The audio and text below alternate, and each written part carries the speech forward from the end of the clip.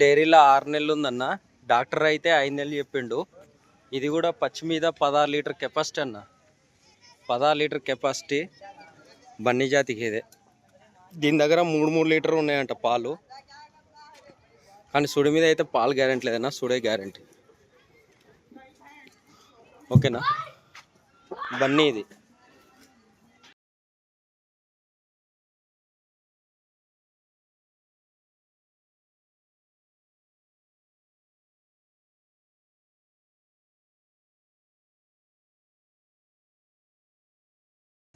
దీని దగ్గర 3 పాలు ఉన్నాయంటన్నా.